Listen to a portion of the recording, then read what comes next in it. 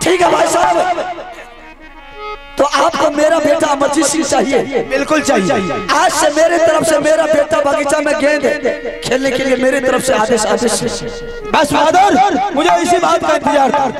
भाई साहब, इंदल और अमरजीत सिंह को दोनों को दरबार में बुला लीजिए और दोनों को प्यार से समझा दीजिए कि जैसे बाबू रुदल सिंह एक अवल किला में तलवार चलाने में तहलका मचा रखा है, वैसे अगर क्रिकेट की बाजी में वह क्रिकेट खेलने में तहलका नहीं मचाया तो दोनों बेटा के गर्दन पर मेरा तलवार चल जाएगा।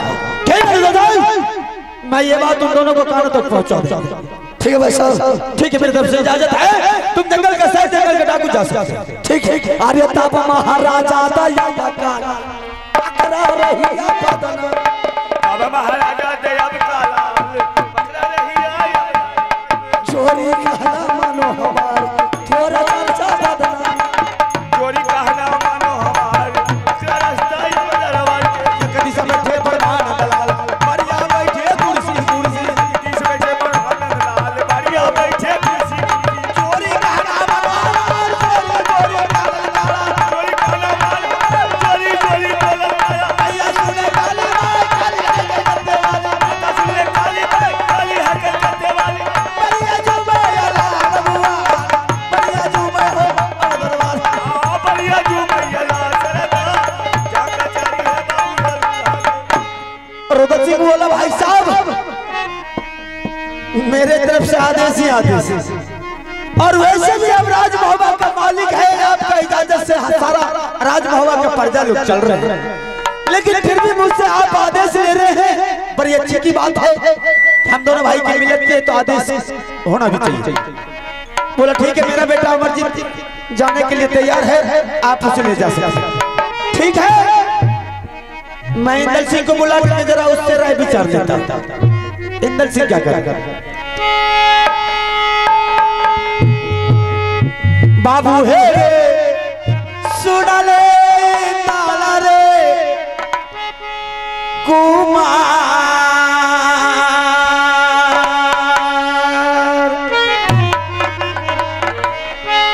एक बेर बोला काता बेटा रे कर ले पीता जी चले दीवाना चले दीवाना रे कुमार, झांसी नाचन है बड़ पिता के।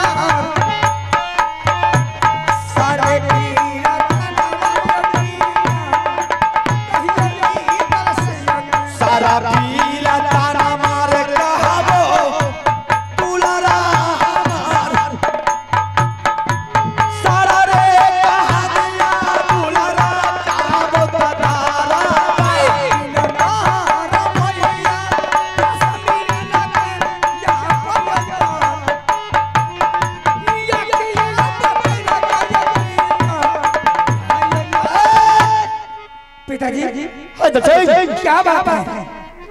आप आज इंद्र सिंह को बुलाए हैं, आज कोई देश के छत्री मोगल पठान आपके राज पर चढ़ा के साले के नाम बताइए, जाकर हमें आज यहाँ धसा देंगे, छोड़ेंगे नहीं। इंद्र सिंह, आज मैं बहादुर तुमको ऐसा खबर सुनाने के लिए जा रहे हैं, शायद अगर वो सब बात सुन लेने के बाद तुम्हारे पैर के नीचे से जमीन खिसक जाए। क्या बात है पिताजी? सुनोगे?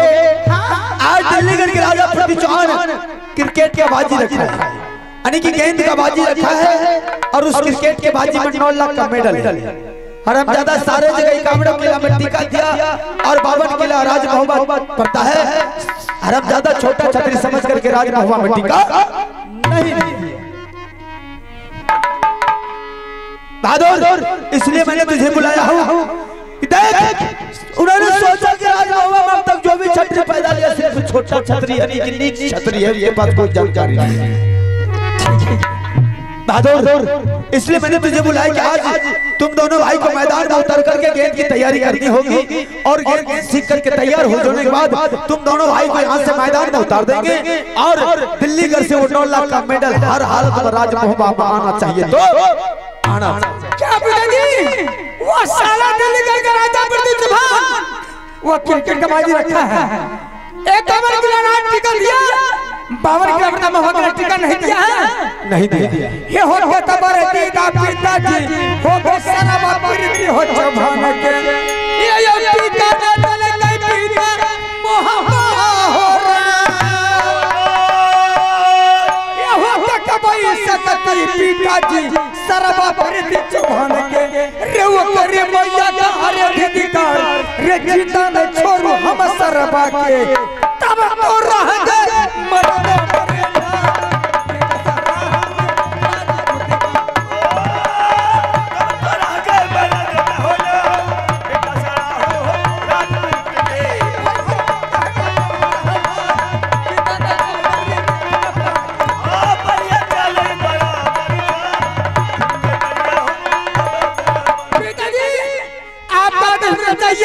अगर आपका आदेश में जो मिल गया तो साल को सर छोप करके आपके कर्मों में अवश्य डाल देंगे। ऐसा नहीं होना चाहिए। कैसा होगा? मुझे सर का जरूरत नहीं है, मुझे 9 लाख का जरूरत है। अगर तुझे राज महुआ में लाना है तो दिल्लीगढ़ से 9 लाख का मेडल लाना है भाई। ठीक है, अवश्य चलेंगे। अभी अमरजीत कुमार कहाँ है? अमरजीत कुमार हाँ, वो महल में सो गया होगा। जरा आवाज लगा कर उसे भी मेरे सामने करो। ठीक है।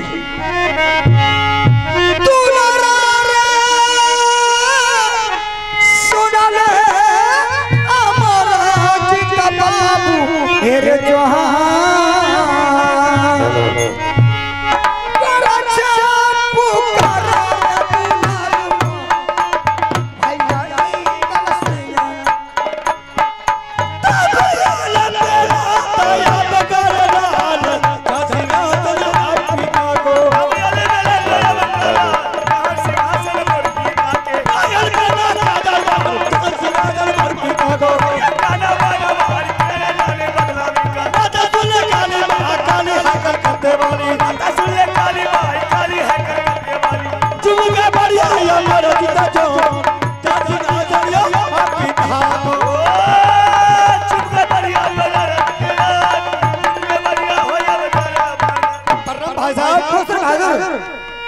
अमरजीत को बुलाए हैं। अमरजीत, अरे आज तो तुम्हें मैं बुलाया किस लिए?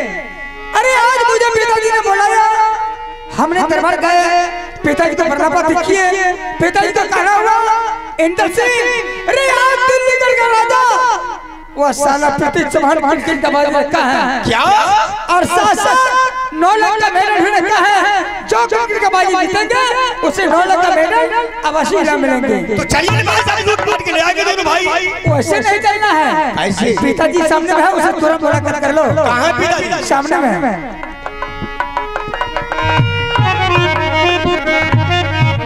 कार्य पार नाम पिताजी चरण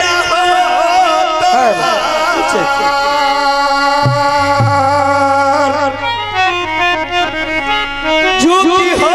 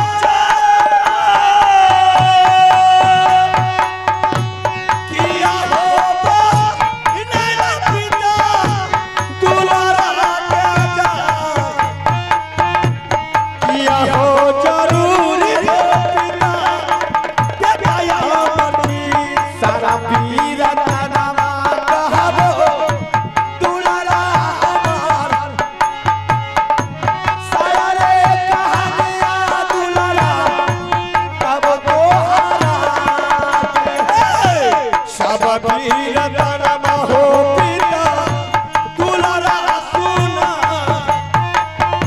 सब वीर तनम हो पिता कदा बेटा प्रणाम पिताजी। मास्टर बहादुर अमरजीत बोलिए पिताजी। आज मैंने बहादुर तुझे इसलिए बुलाया हूँ कि आज मैं एक बात से बहुत दुख हूँ। दुख इस बात का है कि आज शायद तुम भी सुनने के बाद तुम्हारा भी खून गर्म हो जाएगा। आप पिताजी काहे चिंता कर रहे हैं? अमरजीत आज दिल्लीगढ़ के राजा प्रदीप चौहान क्रिकेट का बाजी रखा है और उन्होंने क्रिकेट के बाजी में 9 लाख का मेडल दिया। अच्छा। और हरामजादा सारे जगह टीका दिया, लेकिन तुम्हारे पिताजी के पास टीका उन्होंने नहीं दिया है। यही सोच करके राजभवन में जो भी छतरी है सब छोटा छतरी है। इसलिए बहादुर मेरे पास कोई टीका फीका नहीं दिया। क्या पिताजी दिल्लीगढ़ का राजा 9 लाख का मेडल रखा है? यही बात है। बिल्कुल। अगर वो मेडल छीन कर नहीं लाएंगे तो मेरा हाथ बिल्कुल सही बात। अगर लौट के आएंगे तो शाबाशी है। बिल्कुल। तो पिताजी आपके आदेश चाहिए, दोनों भाई जाएंगे और दुश्मन को सर काट करके सिर में टांग देंगे और 9 लाख का मेडल लेकर आ जाएंगे। मतलब जो भी आप बिल्कुल खून गर्म है करके आते हो। क्यों नहीं? ऐसा थोड़ी होता है। अरे दुश्मन पर जब भी वार करो, शेर पर वार करो तो सोए हुए पर मत वार करो, जगा करके मार करो, उसके बाद छतरी कहलाता है। अगर दुश्मन पर वार करो तो छाती पर वार करो, पीठ पर मत वार करो। तो ठीक है पिताजी। अगर 9 लाख का मेडल लाना है उसके साथ संघर्ष करो, उसके साथ गेंद की तैयारी करो, उसके बाद 9 लाख का मेडल ला कर राजमहल लाओगे, उसके बाद वीर और छतरी कहलाओगे। तो ठीक है पिताजी बोलिए। राजमहल के छतरी कोनो कमजोर काल कर की जकर जन छैन छपर तकर तन खर का आ जकर जन बाप पिती तकर तन लड़का कमजोर। अच्छा बहादुर हम मेरे तरफ से आदेश है तुम दोनों भाई गेंद लेकर के मैदान में उतर जाओ और गेंद की तैयारी करो। ठीक है पिता, चलिए भैया। चलो दुलारा रे सुना ले इंदाला रे कुमार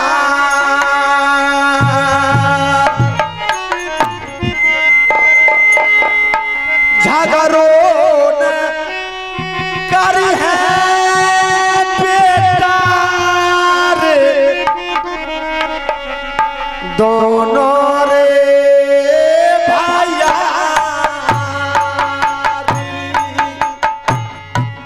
रख पैसा झाई पीता अमर जीत के हो जा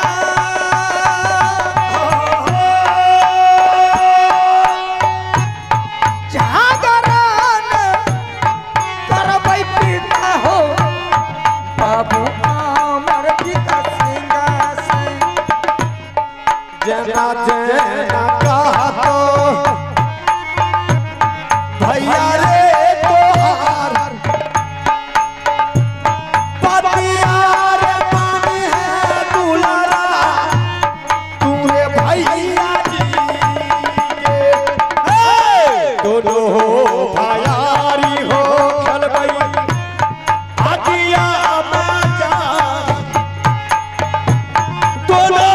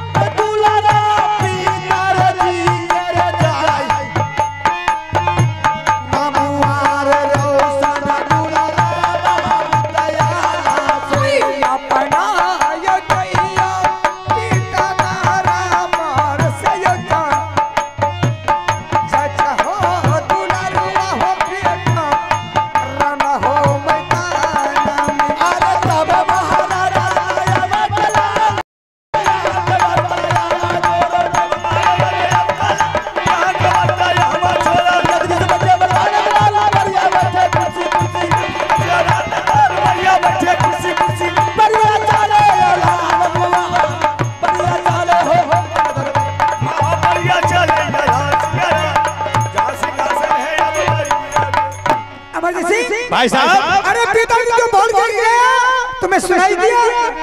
कभी पिताजी ऑर्डर नहीं दिया है क्रिकेट खेलने के लिए, ये क्रिकेट जीतने के लिए। आज पिताजी का आदेश मिला है। तो चलो बहादुर, विशेष टाइम नहीं देना है, समय नहीं जाता। पहले कहाँ क्रिकेट खेलेंगे? अपना बगीचा। चलिए चलिए। अरे लोया पेला तैया करला,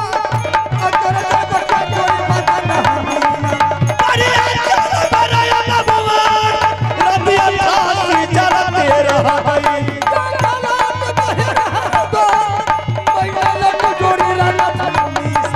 बराया चले हमारा खेता जोर, तोरा चर्चा पटिया। आता सुन कल मार काली हगल कतवारी, कोयल मेला काटे मार करी बिते ना बुलबुल।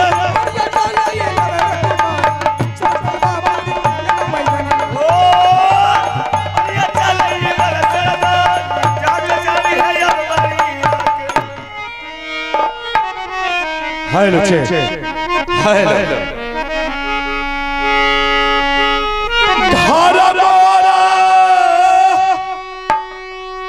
लागे बाबू साहब उरियल की लायौरा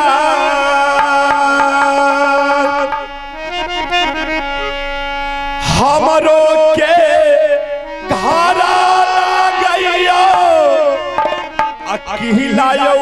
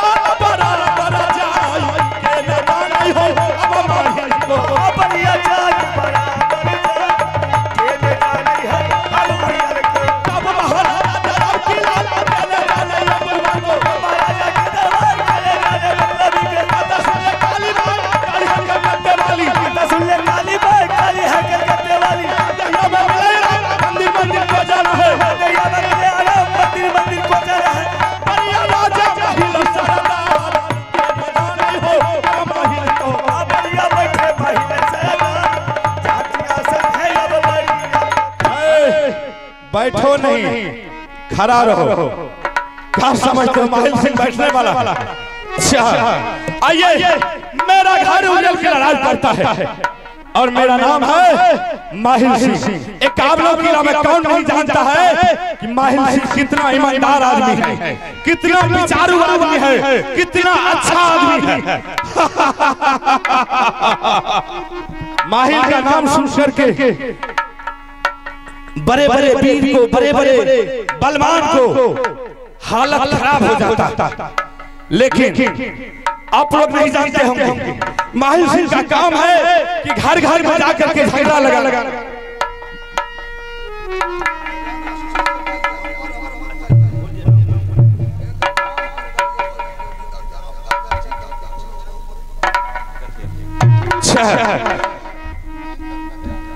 आइए, आप हैं महेंद्र पंजार बाबू, आप हैं महेंद्र पंजार बाबू और उनकी तरफ से शानदार 21 रुपए का पुरस्कार है। मैं आशीर्वाद देने लायक तो नहीं हूँ, मैं महेंद्र बाबू के चरणों में नमन करता हूँ और इसी तरह छोटे छोटे कलाकारों को दान देकर हौसला बढ़ाते रहे। और एक बार महेंद्र बाबू के नाम पर जोरदार ताली होनी चाहिए। आइए, माहिल सिंह का काम है कि घर घर में जाकर के झगड़ा लगाना, बाप बेटा में झगड़ा लगाना, भाई भाई में झगड़ा लगाना, सास पतोहू में झगड़ा लगाना, गोदी गोदी में झगड़ा लगाना। माहिल सिंह का काम है ये, बस झगड़ा लगाना, क्योंकि माहिल सिंह अच्छा काम करता था, कोई गलत काम नहीं करता था। आइए, और ये आज से नहीं बाबूजी, माहिल सिंह चारों युग में है, आज कल युग में नहीं, सतयुग, द्वापर, त्रेता, कल युग, चारों युग में है। अगर यही माहिल सिंह सतयुग में नारद बाबा का रूप धारण किया हुआ था, अगर नारद जी नहीं रहते तो राजा दक्ष का जग भंग नहीं होता। यही माहिल सिंह आइए द्वापर में मामा शकुनी के रूप में था। अगर मामा शकुनी नहीं रहता तो द्रौपदी की चीर नहीं खींची जाती। आइए, त्रेता में यही माहिल सिंह राजा विभीषण के रूप में था। अगर राजा विभीषण नहीं रहता तो कोई मां का लाल पीर पैदा नहीं लिया था ताकि रावण को कोई मार सकता था। वही राजा विभीषण ने भगवान श्री राम को युक्ति बताया और भगवान श्री राम रावण का वध किया। एक काम कौन करवाया? यही माहिल सिंह करवाया। आइए, कलयुग में साक्षात देवता के रूप में माहिल सिंह है। अगर माहिल सिंह घर घर में जाकर के झगड़ा नहीं लगाएगा, जहां दो चार भाई को सुमति देखता है सबको फोड़ फाड़ करके अलग कर देता है, अगर ऐसा नहीं होगा तो माहिल सिंह का पूजा कौन करेगा? कोई नहीं करेगा। इसलिए माहिल सिंह साक्षात देवता के रूप में कलयुग में एकदम वर्तमान। आइए, आज मैं सबसे पहले झगड़ा लगाना चालू करता हूँ। कौन गांव छिए हो? बलिया। आज मैं इसी गांव से झगड़ा लगाना चालू करता हूँ। कहते सब रिश्तेदार आते से झगड़ा हाँ चालू करवा। अच्छा, तो ये बात है। चलिए, मास्टर साहब का यहाँ रिश्तेदार है, यहाँ छोड़ देते हैं। अरे झगड़ा तो मुझे उस दुश्मन से है कि जो कि हमारे छोटा भागी बाबू रुदल सिंह ने हमारे 151 बेटा को पंजा तोड़ के गंगा घाट में फेंक दिया। उसी रोज हम कसम खाए थे, प्रतिज्ञा किए थे रुदल से, जैसे तुमने हमारे 151 बेटा को पंजा तोड़ के गंगा घाट में फेंक दिया है, जब भी मुझे मौका मिल जाए मैं तुम्हारे राज को और मैं तुमको बर्बाद नहीं कर डालूं तो मेरा नाम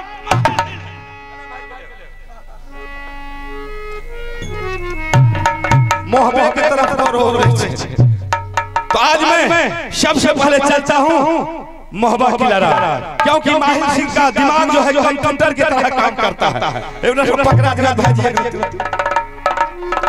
आज मुझे पता चल चुका है कि दिल्लीगढ़ का राजा पृथ्वी चौहान ने क्रिकेट का बाजी रखा, 51 किला में टीका दिया है, 52 किला राज मोहब्बत पड़ता है, छोटा छात्री समझ करके टीका नहीं दिया। और इस बात का पता चल गया है आल्हा सिंह को। आल्हा सिंह ने क्या किया, दोनों भाई विचार करके दोनों बच्चे को मैदान में भेज दिया है अपने बगीचा में गेंद सीखने के लिए, ताकि जब दोनों बच्चे गेंद सीख करके तैयार हो जाएंगे दोनों बच्चे को दिल्ली भेज करके चाहे जिस हालत में हो मैच को हासिल करवाना है। और वहाँ जो 9 लाख का मेडल रखा हुआ है एकरे दादा पुरखा जाको एक दिल के और उस मेडल को उठा करके मोहब्बत दिला लेंगे। अल्लाह से ऐसा नहीं होगा। अगर ऐसा हो जाए तो माहिल का ये जो परेशानी है बेकार हो जाए। मैं सबसे पहले बगीचा चलता हूँ और वो दोनों बच्चे में ऐसा झगड़ा लगाऊंगा, ऐसा झगड़ा लगाऊंगा। आप लोग 8 बजे सुबह तक बैठे रहिए। मैं महबा की राज को करता नहीं उड़ा दिया तो मेरा नाम कमजोर खिलाड़ी माहिर सिंह नहीं किया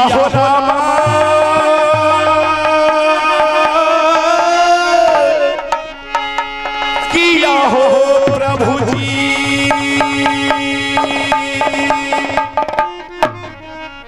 अरे चल माहिर हो मोहब्बत की लाला